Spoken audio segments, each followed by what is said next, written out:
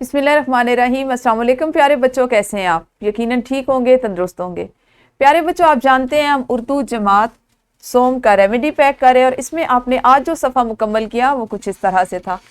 آپ کا آج کا حاصل تعلم تھا اپنی جماعت کے معیار کے مطابق املا لکھ سکیں۔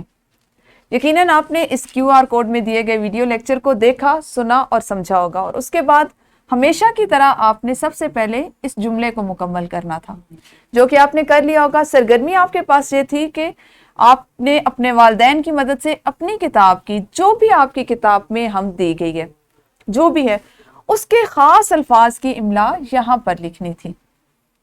بات یہ لیتے ہیں کہ آپ اپنی زندگی میں کیا اس سے فائدہ اٹھا سکتے ہیں، آپ کو اس سے کیا فائدہ حاصل ہو سکتا ہے۔ تو پیارے بچوں، جس وقت تک آپ کی املا، الفاظ کو بنانے کی ان کی بناوٹ، ان کو لکھنے کی رفتار بہتر نہیں ہوگی، آپ کے آنے والے دنوں میں امتحانات میں یا جو آپ کے جائزہ ہوتا ہے، جانچ کے لیے جائزے لیے جاتے ہیں، اس میں آپ کی کارکردگی کسی کو کیسے دکھائی دے گی؟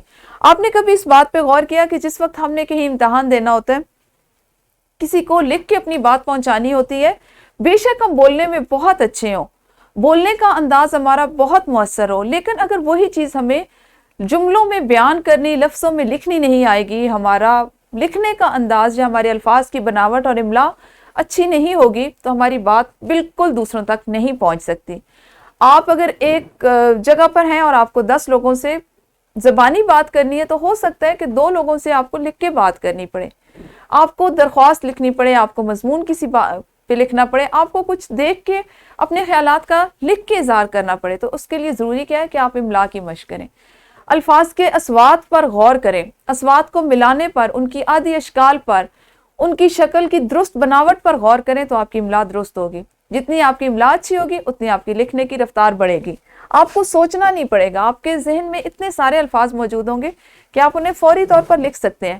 تو یہی ہمارا مقصد ہے کہ آپ جو سیکھتے ہیں اس سے روزانہ کی بنیاد پہ گھر میں بھی مشق کریں۔ کام آپ کو دیا گیا کہ سرگرمی آپ نے کرنی تھی، حمد کے خاص الفاظ لکھنے تھے، جو آپ کے پاس 5-6 الفاظ تھے، ٹھیک ہے؟ آپ نے کیا کرنا ہے، میں نے آپ سے کل بھی بات کی تھی کہ آپ نے روزانہ ایسا کرنا ہے کہ جہاں آپ موجود ہیں وہاں سے اپنی مرضی سے 10 الفاظ خود سے سوچیں۔ آپ کے ارد گرد کیا کیا کچھ پڑا ہوا ہے، آپ کے ارد گرد چارپائی ہے، مہمان آئے ہوئے ہیں، ٹیلی ویژن پر کوئی پروگرام چل رہا ہے، آپ کے گھر میں کسی موضوع پر بات ہو رہی ہے، ایسے 10 الفاظ چنیں اور ان کی خود املا لکھیں، پھر اپنے والدین کو وہ دکھائیں، ان سے اس کی اصلاح کروائیں۔ یوں آپ ایک دن میں 1 سے زیادہ چیزیں سیکھ سکتے ہیں۔ تو یہی ہمارا مقصد ہے کہ آپ ان تمام حاصلات تعلم کو عملاً ان پر عمل کریں، ان سے فائدہ اٹھائیں۔ ہم نے اس کے بعد کون سے حاصل تعلم پر کام کرنا ہے، اس پر ہم کل بات کریں گے۔ اس وقت تک اپنا خیال رکھیے۔ اللہ حافظ، شکریہ۔